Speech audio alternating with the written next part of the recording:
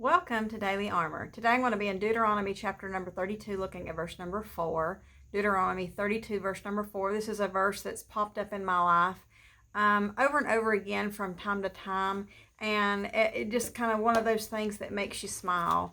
And I love it in the Old Testament when you are reading and you know you're looking at verses that are speaking about Jesus, and it's as if you are reading them from the New Testament. I love that. I will say that Jesus is my rock, and that's what this verse is talking about. And we're going to be talking about today, why is that important? Why is it so important to know what is our foundation? Who is our rock? Who is that rock in your life? Is it Jesus Christ? Is it self? Is it your parent? Is it your spouse? Is it your sibling? Is it, some, other person in your life? Who is your rock? And I hope that it's Jesus. Look at verse number 4 of Deuteronomy chapter 32, and it says, He is the rock. The work is perfect, or His work is perfect. He is the rock. His work is perfect. For all His ways are judgment, a God of truth, and without iniquity, just and right is He. So why is it important? Think about what this means to be a rock. Now, this is not talking about a pebble. This is not talking about something that I can pick up and throw. This is like, it says properly, a cliff. So this is like the side of a mountain. This is a fixed, permanent structure.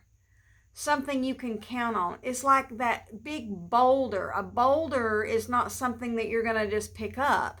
It's not a pebble. It's just not a stone. It's something that's secure. And I know for us women, we like security. We like to be we want to feel safe. I don't care how tough of a person that you are and what you're scared of or what you're not scared of. There always needs to be kind of like a home base, kind of like something to go back to. You need that security, something to hold to. And it literally means physically a huge cliff, something that's secure, and figuratively it means a refuge. So in that big, huge cliff, you can get under the cleft of the rock. You can get under there for security as you're on top of it. You have a firm foundation. As you get under it, you're going to find security. You can kind of get under there and get out of the fluctuations of the storm and things that are going on. So we want that firm foundation. And it says He is the rock. He's not a rock. He's the rock. I love that. Every single thing in our Bibles, every word, letter, punctuation. There was something said this morning, and when you take out the punctuation and you run it all together, it changes the meaning. But when you stop and you pause at the punctuation, it really, really makes a big difference in how you interpret and what's going on in the scriptures. He is the rock. His work is perfect. In other words, we don't understand, because remember, His ways are not our ways.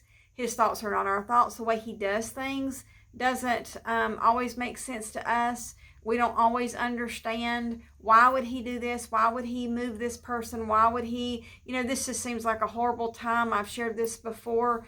Whenever the Lord was dealing with my husband about moving to Florida, it was the worst time that you ever would think of as a person.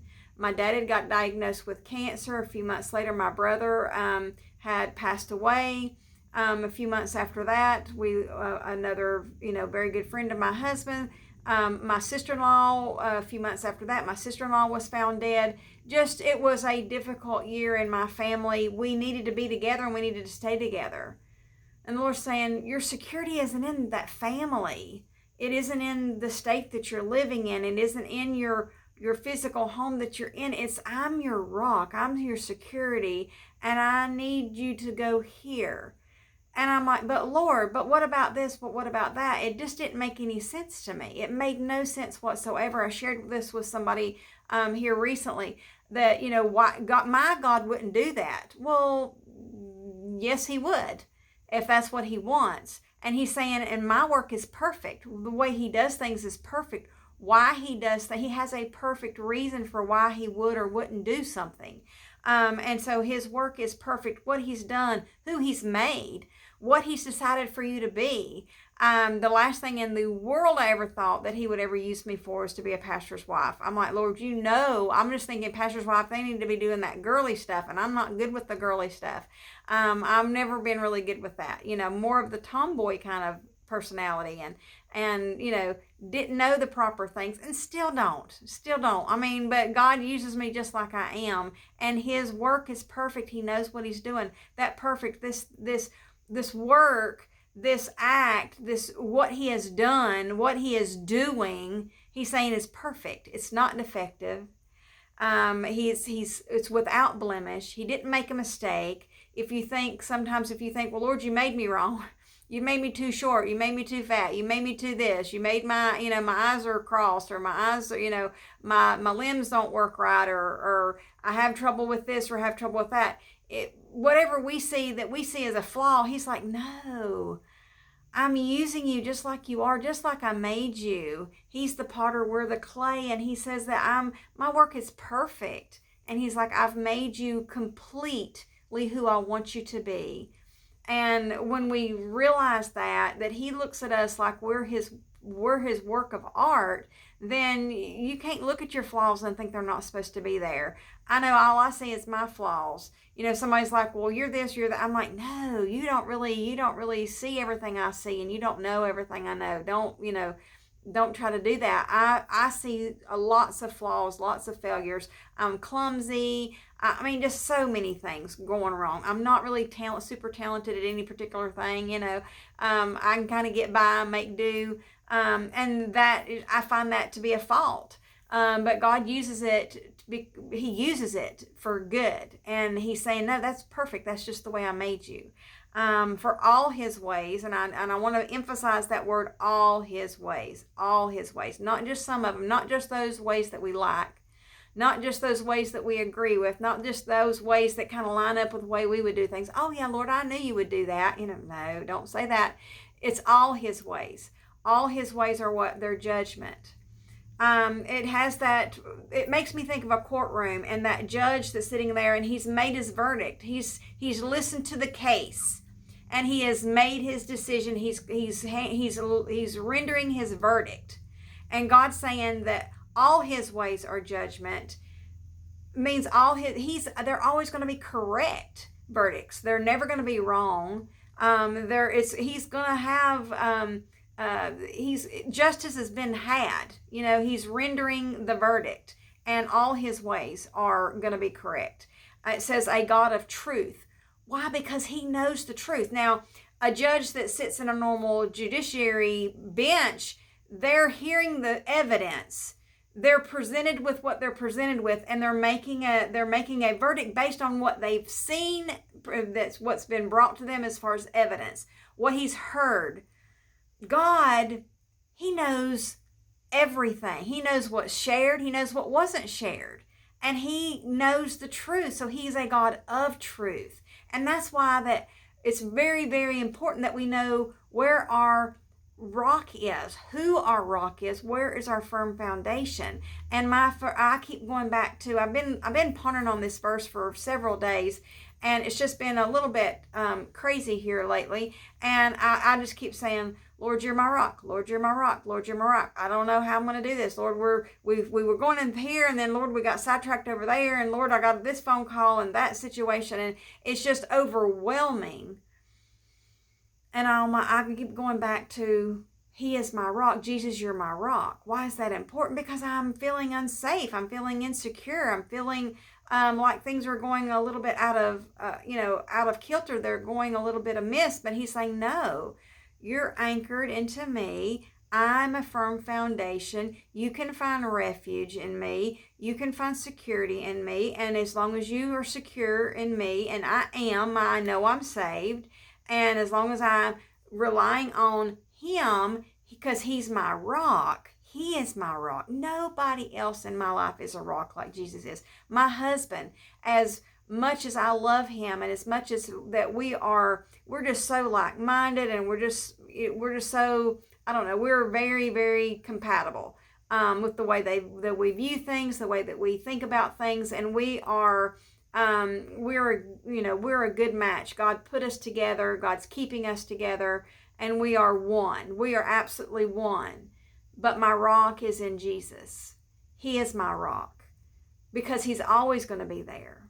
My husband may or may not always be here. I may not always be here for my husband. I may be in an accident. Something may happen. I may, have some kind of injury there's so many things that can happen.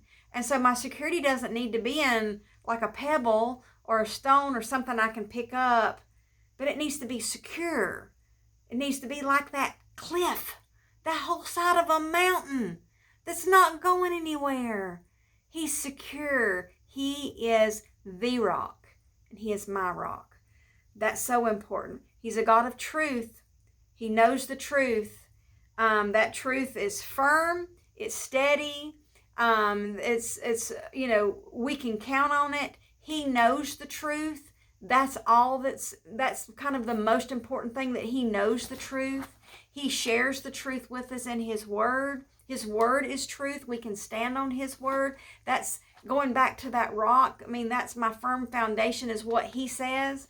In Sunday school this morning, I was teaching, our Sunday school lesson was about the temptations of Christ, that Christ was tempted 3 times.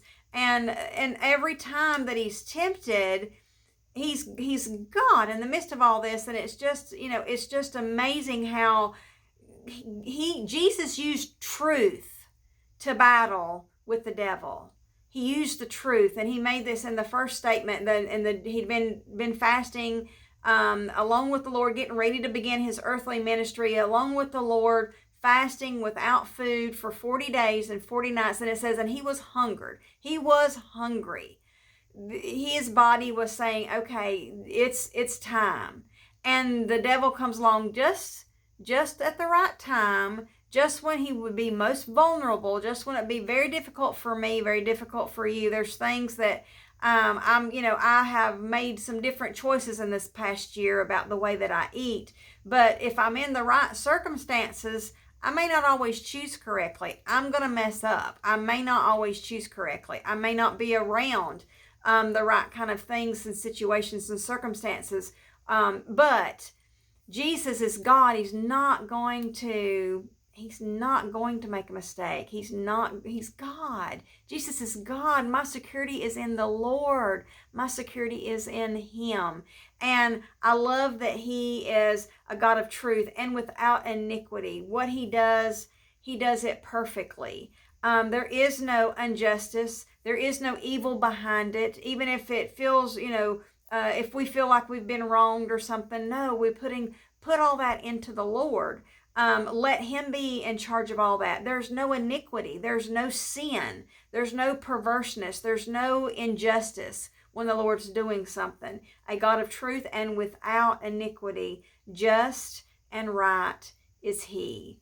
He is righteous. His laws are right. Because he knows the truth. He is the truth.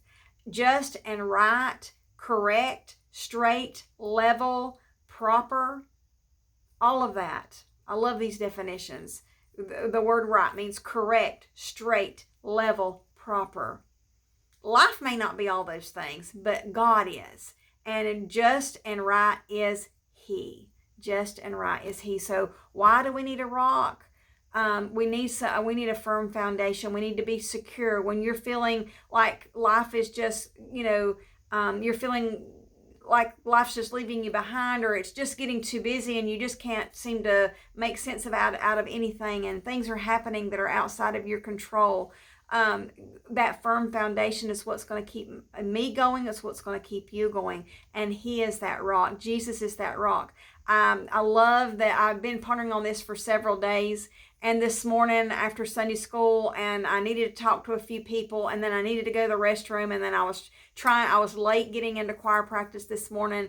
And I go in, they've already picked out the songs, they're already, practicing, and I come in at the end of the first song they were practicing, and then they were like, okay, go to our next song, and they had already, and I was looking to see what everybody went to, and it says, I Go to the Rock. I'm like, yes, Lord, I've been saying, Lord, you're my rock, Lord, you're my rock, Lord, you're my rock, for like 3 days. I have been pondering on this Deuteronomy chapter 32, verse number 4, for several days, have not been able to do the devotion. But today, what we sang in choir, he says, I go to the rock. And that's what he's telling me. Come to me. Your security's in me. Don't worry about all the other stuff that's going on, the things you don't understand. Don't worry if you're like, Lord, I'm not good at this. Lord, you can't be wanting me to get involved with this. You can't be wanting me to do this. I can't do this. And he's like, Lord's like, my work's perfect. I know exactly what I'm doing. I know exactly who I'm using. I know all your faults and your failures and your flaws and all those things that you see. He says, but what I see is right. What I see is perfect. What I see is something I can work with, someone I can work with, I can do something with you. He can take little things and do so much with it. And I'm living proof of that, that's for sure. And I appreciate the Lord. He is my rock and that firm foundation. And so I wanted to shout when they were like, I go to the rock. I wanted to scream, He is my rock. And I did share a testimony about how the Lord is my rock, and I'm so thankful that He is my rock. Why do we? Because things are going to happen.